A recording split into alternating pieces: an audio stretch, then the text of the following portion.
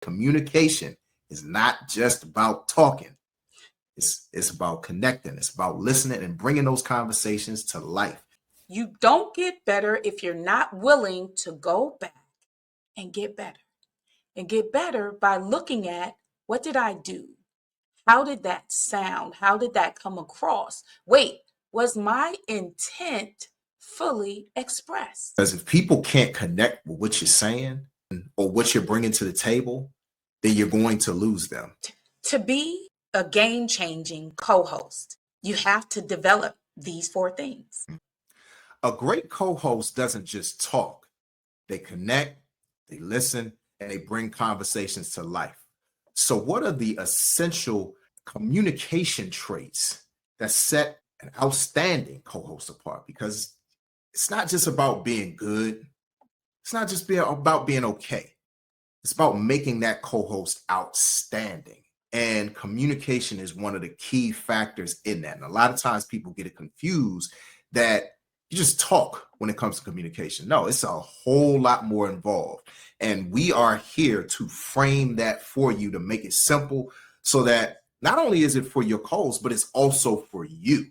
Because the thing is, this is working together. This is teamwork. And there's certain things that need to be understood for everybody that's involved. And, we're always here to make it simple for you. And that's why you tuned in tonight.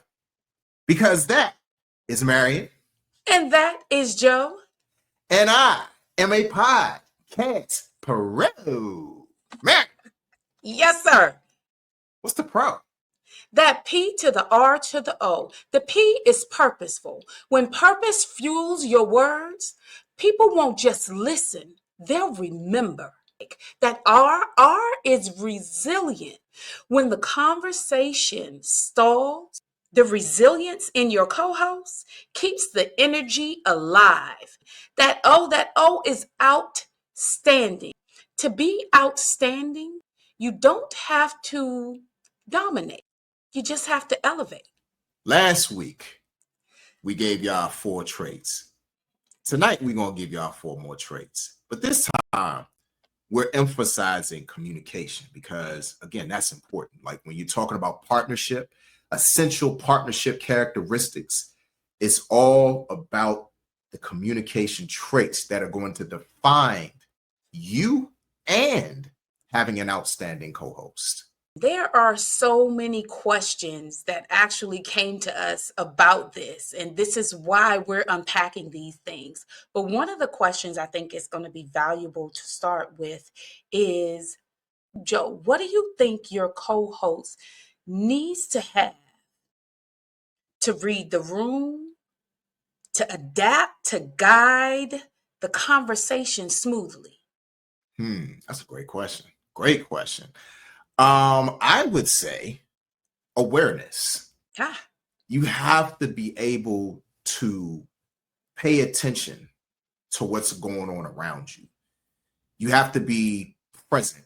Kind of reminds me of something that my wife always says to our son when it seems like he's just kind of in his own little world and he's focused on what's going on in Jason's world, because he always has this thing of Jason's world, and it's like, but you're in the real world. Mm-hmm. And a lot of times you can be in outer space, and it's like you got to drop down into yourself and pay attention to what's going on. And a lot of times when you have podcast settings, people have all of these different thoughts and ideas and whatnot, and it's very easy in moments to say, oh, I got this idea about this, or oh, I want to talk about that. All of these different things are going on in your brain at the same time. And it's like, hold on. You got to be able to put a pin in what's going on in your mind and pay attention to what's happening. If there's a conversation going on, let's just say the conversation is about politics, and somebody is making a point about, I don't know, the whole thing with DEI. Let's just kind of sort of put that out there. And somebody makes a very good point about why DEI is important and why it needs to remain in place. You can't then just go off on a completely different tangent and give your opinion about the sitting president that has nothing to do with DEI, or give your opinion about, I don't know, something else that just doesn't keep the flow of the conversation going. A good co-host will educate themselves enough beforehand in order to be prepared for the topic, if you know that that's what the topic is going to be about first and foremost. So you have to, there's a certain level of preparation that needs to happen. And then in that preparation, as the moment is happening, you have to be either a contributor to the conversation to keep the conversation going, or a facilitator of the conversation to keep the conversation going. But it's whatever the moment calls for. When it comes, and you have to pay attention to what the moment calls for, which calls for you to be in the moment. You can't space out or insert your own agenda into things.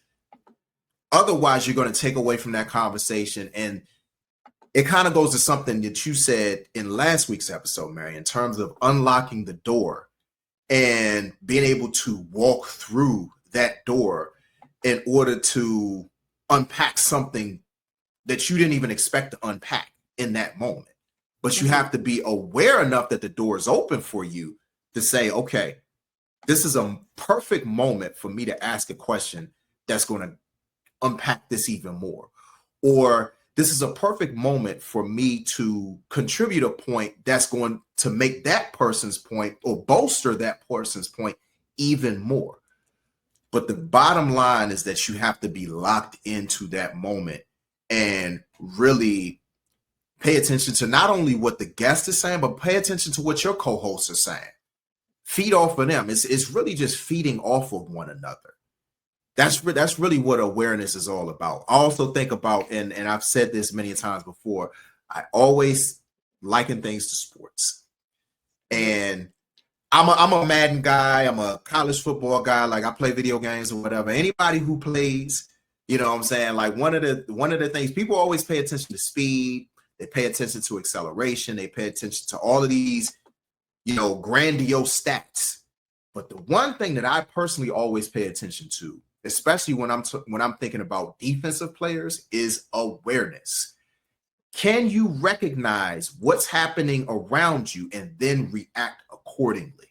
Because if your awareness score is something like, I don't know, 62, it's like I'm more than likely not going to want you on my team, because it's like that shows me it's like it's not high enough for in that moment if I need you to be able to stop a certain play from happening or defend a certain play from happening, or be able to say, okay, that's a run play. Let me get in my run fist. Or that's a passing play. Let me get in the pass coverage. Being able to recognize formations and all of these different things because you're actually paying attention to what's going on. You studied the tape. You studied your team. You studied everything that's going on enough to say, okay, I'm aware enough to recognize what's about to happen. And even if it's not exactly what's about to happen, I can still be prepared enough to respond accordingly. It's the same thing in podcasting. Being ready. Like, there's a certain readiness that awareness requires. And I just leave it, I leave it there with awareness. Now, in terms of the next thing, the next trait, Marion, how can a co-host create an authentic connection with both audience and their guests? The key trait for that would be relatability. You in saying relatability, you just outline that it's for that guest, it's for the community. It's so that the conversation isn't stiff and rigid, and because it has to be fluid and open for the unexpected to happen, or for the expected to be delved into and unpacked. But you don't want your podcast to seem scripted. You don't want it to be disconnected from the audience. So that's why that relatability to me is so important. It really helps the podcast the strength of the podcast, that relatability, it draws people in. Mm. It makes the listener feel seen, Yeah. feel understood, feel engaged, feel a part of what's being shared, as well as your guests, as well as your co-hosts. Mm-hmm. Mm-hmm. It that relatability is such a powerful trait and tool to have, because without it, that connection isn't there. Yeah. Yeah. So let me ask you this. Yes. On Confident You podcast, because I can speak to this having been on the podcast multiple times. How has that shown up on your podcast in terms of that relatability and how you get more out of not only the people that are on the podcast, but also the people watching the podcast? That relatability has shown up, oddly enough. The foundation of the relatability is the awareness. Hmm. Me being aware of already knowing generally what our overarching topic is, that helps me prepare so that I am relatable. You came on and we both share this love of music. We Yeah. both share this love of being independent artists. The conversation was easier. But when we had that special episode celebrating the 50th year of hip hop, there was some research I had to do. Of course, I was a fan, so there was the general knowledge that I had. There were some things that I definitely wanted to be relatable to you in fostering that conversation, that I needed to go and put down a better foundation to be aware of those things and help that information be more relatable to the community that we're sharing the information with. I had never done trademarking. For me to watch anything, it needs to be interesting. So I found an interesting aspect of what was going on in trademarking at that time. And so in going to find that hot news topic, I said, well, hey, we can unpack this because I understand it. Yeah. I have a foundational understanding of what's being done, but I can then use my guest expertise to unpack it. Mm-hmm. Mm-hmm. It just made it that much more easier for me to build an awareness to make it relatable. Yeah. Yeah. So that it wouldn't just be, I don't know what that is. What is that? I don't know what that is. What is that? I don't know what that is. What is that? I bought, something hot that was going on in the news, LeBron and Taco Bell. And I said, yo, who? LeBron versus Taco Bell. The queen of trademarking, El Elyon, she was like, I had no idea where you were going.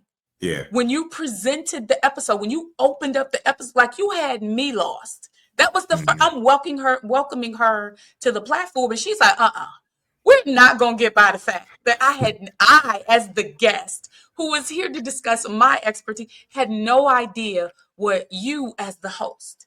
I was like, where's she going with this? Yeah. But then she was so on it. Her not knowing, I went to her page. Mm-hmm. And I saw that. I made myself aware of the expertise she has. Yeah. Yeah. So that when she came to present, she's speaking from the experience, the wisdom that she has on this topic. And it was relatable to the audience. The community understood. Everyone was like, wow, okay, now I understand trademarking that much better through you just presenting LeBron and Taco Bell and then flipping it to Blue Ivy and her name and the trademark of that. It's definitely like relatability. You want somebody who can speak from the point of relatability. And again, that foundation of that is that first thing you said, awareness. Because if you're off somewhere else in La La Land, And I think Jason is just in Jason land. Jason needs to remember that there are other people here. Exactly. Exactly. That's all. I want to say said. that for Jason. Oh, yeah. Jason just needs to remember, listen, babe, you're not the only person here. That's right. That's There's other right. people here. Remember that there are other people here. So it's just that you remember that there are other people here and speak from that relatable standpoint for other people to be able to be seen as part of the conversation. That's right. So that third question was, what trait must the co-host possess to allow the moment to breathe, ensuring deep, meaningful discussion? The trait that I would say they need to have the most is patience. A lot of times people think that patience is all about waiting. And really, it's not as much about waiting as much as it is about enduring. It's not saying enduring in a negative connotation, but you have to understand that sometimes that when somebody is unpacking a point, or they are telling a story, or whatever it may be that they're doing to illustrate whatever it is that they're illustrating in that moment, you have to fall back a bit. It's easy to kind of sort of be like double Dutch and be like, okay, I'm waiting for that right time to jump in, and a lot of times this is the perfect way to put it. Patience is when people say, instead of waiting in ambush, you listen to understand. That's what patience is all about. You're listening to understand in that moment. Somebody could be making, like I said, a point about, or they could be talking about whatever it is that, let's just give an example. So if I'm breaking down lyrics with somebody and they're breaking down that lyric even more, I might ask them about that specific lyric and they peel back the layers to that lyric. As much as something that they could say makes me want to kind of sort of interject or insert myself into the conversation, I have to let that moment breathe and say, this is what their intent was behind that particular lyric. This is their moment to shine a light on something that meant a lot to them. And I have to be patient enough that even if I have a thought, or even if I have something to add to it, again, it goes back to awareness. You have to be aware that this is this person's moment. This is this person's opportunity that they might not get on another platform. Let's be clear about that. Your platform is going to be special automatically because it's your platform. So if they're coming on your platform, you can give them that awareness. You can give them that relatability.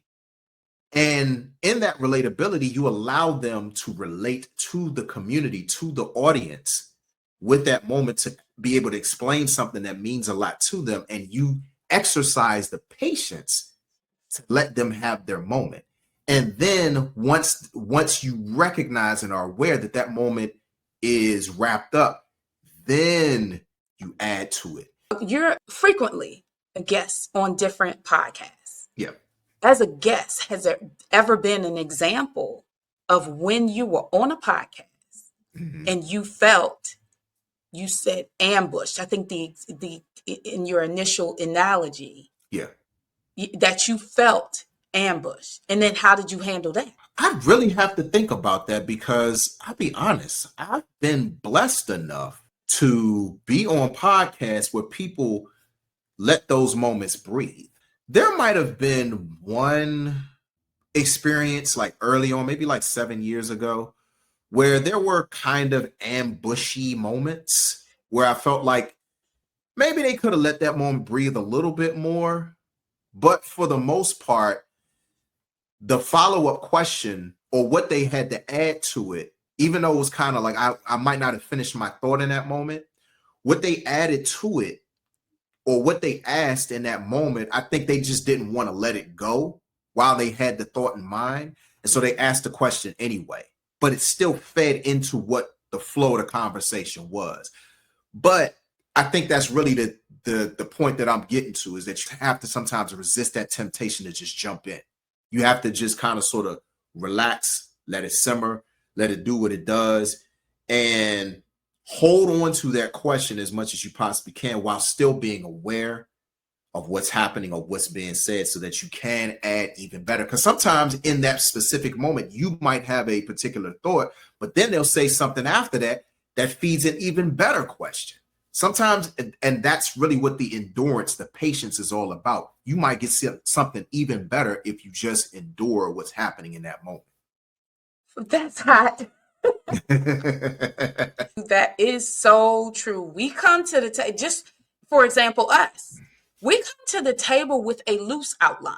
The reason why we specifically call it a loose outline is because, number one, it is an outline. It is definitely something we can follow to the letter. We have fleshed it out. We have talked. We have put things down and taken them away. We've done that. The reason why we make it loose is so that both of us have the understanding that if something greater comes along, we're going to go with the greater. Absolutely. Now, one thing that I have noticed between us is the way that, and whether it's us together or us on our separate podcasts, is the way in which we can express what we're thinking, express what we have on our minds. So this final question, how do you believe a co-host can communicate their ideas clearly, concisely, and with impact? The trait that you need is articulation. Now, the reason I would say articulation is because it's something that I am constantly on myself about, not on myself in a negative way. It's something that I'm always paying attention in what I do.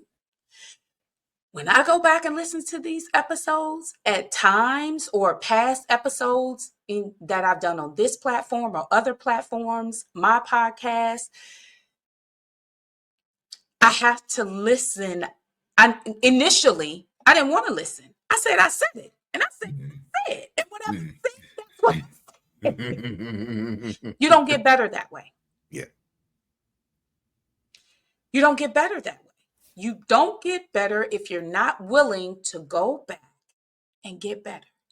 And get better by looking at, what did I do? How did that sound? How did that come across? Wait, was my intent fully expressed?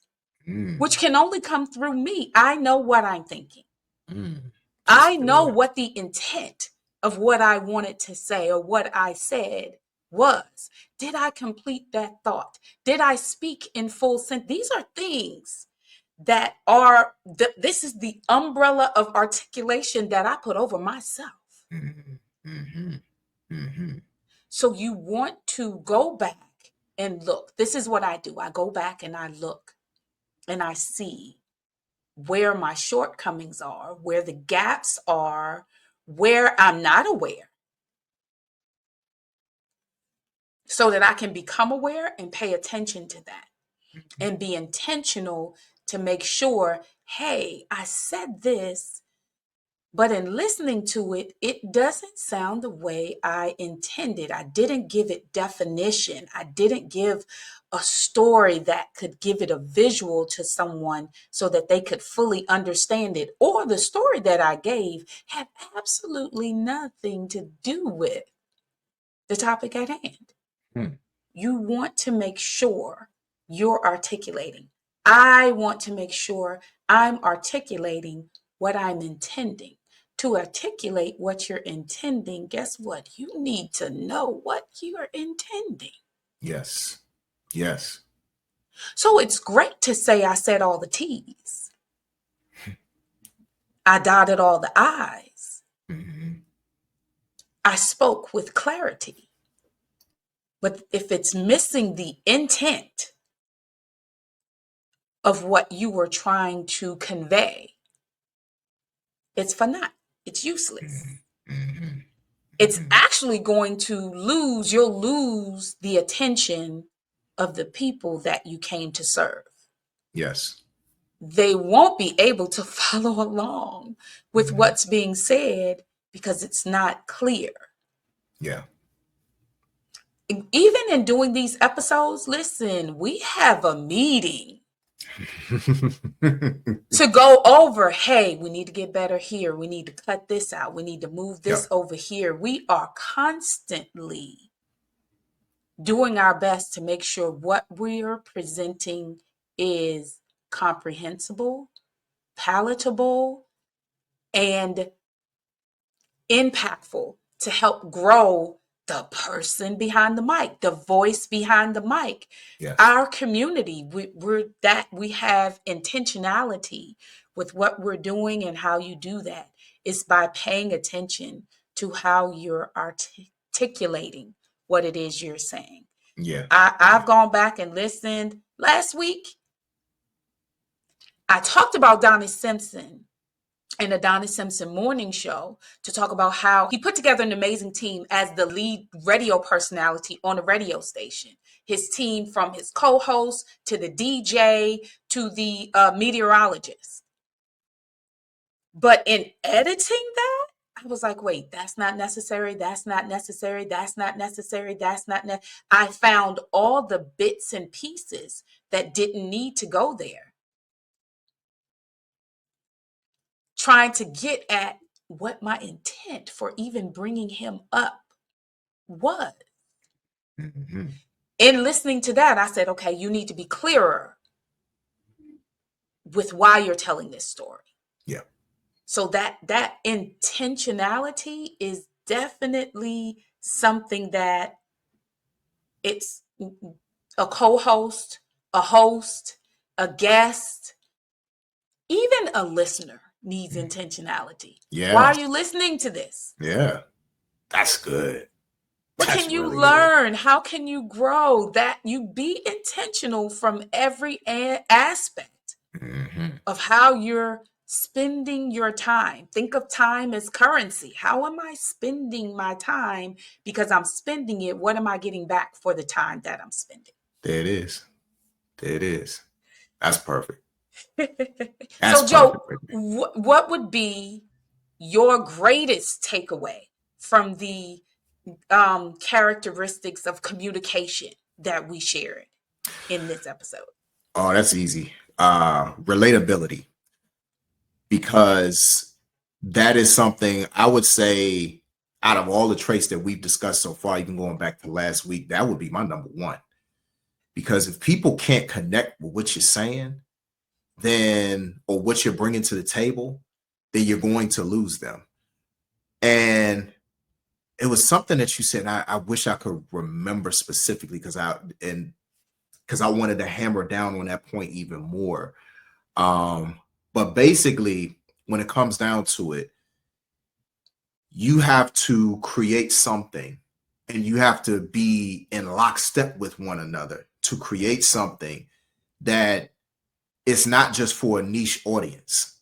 Like, now granted, you're going to have a specific target audience with what you have, but not so niche to the point that the people that's talking can't relate to it, or the people that's talking don't know what you're talking about, or it's not presented in a way where it's like, okay, I get where you're coming from with that, or I can follow along with that example, I can follow along with that analogy, or and that kind of sort of connects with articulation, with being able to express an idea in a way that someone can connect with what you're talking about, no matter what their background is, no matter what their walk of life is. So that's important for me, not just in podcasting, but with everything, with music, with television, with spirituality, with politics. Everything has to be relatable. I have to be able to say, I see myself in that. And your audience, as a podcaster, they have to be able to say, I see myself in that. I see myself in that example. So that would be my number one takeaway. What about you? What's your number one takeaway from everything that we talked about tonight? The number one takeaway from this episode for me would be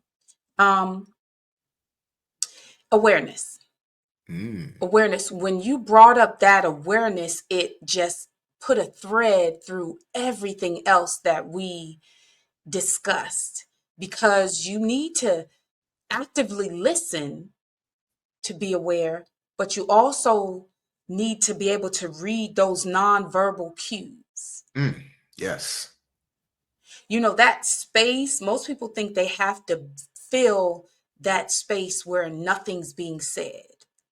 That space where they want to fill the spaces with just saying anything, just to fill the space. Yeah. And it's not necessary. And if you're aware and you're focused and you're trying to, and you're keeping everything on track with intentionality, and you're trying to connect everything with your guest and your audience, you'll be aware of when it's time and when it's not time to speak and not speak, to ask a question, not ask that question, to pivot and change the question, to really dig into something unexpected, to say, yeah, nah, we're not going down that road. That isn't it. That's not it. That awareness will let you know when it's good and when it's not good for you in that moment. It doesn't mean it's never good. It just means in this moment, yeah, that's not good. But this over here, this is great. I'm getting ready to rip up all the plans I had and go over here, because this is amazing. And it's just that awareness helps you to recognize when to shift, and when to respond accordingly. The way that you broke that down, I was like, to be or not to be? That is the question. That's what I thought. That's definitely the question. Yeah. To be said or not be said. To be interrupted or not be, because there are times when you do need to interrupt someone. Yes, absolutely. There are times when you need to recognize, okay, this is getting way off topic. Right. Like, let's bring it back. This has absolutely nothing to do with what we're doing. Right. Absolutely. You have to be purposeful and intentional with what you're doing and saying. To be a game-changing co-host, you have to develop these 4 things.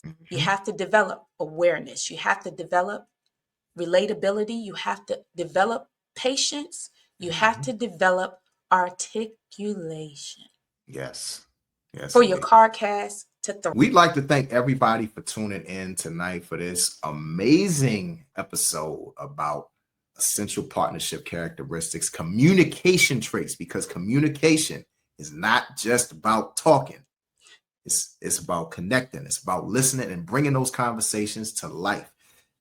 Now, if y'all are not already following us on social media, please do so. We are at I Am a Podcast Pro on Instagram. We have a Facebook, I Am a Podcast Pro with Marion and Joe, Facebook group. So if you're not already joined with that group, please make sure that you do so. If you're not already subscribed to our YouTube channel right here, I Am a Podcast Pro, please make sure you do that. Hit that bell notification so whenever we go live, we post shorts, you'll be among the first to know. And please also like, comment, share.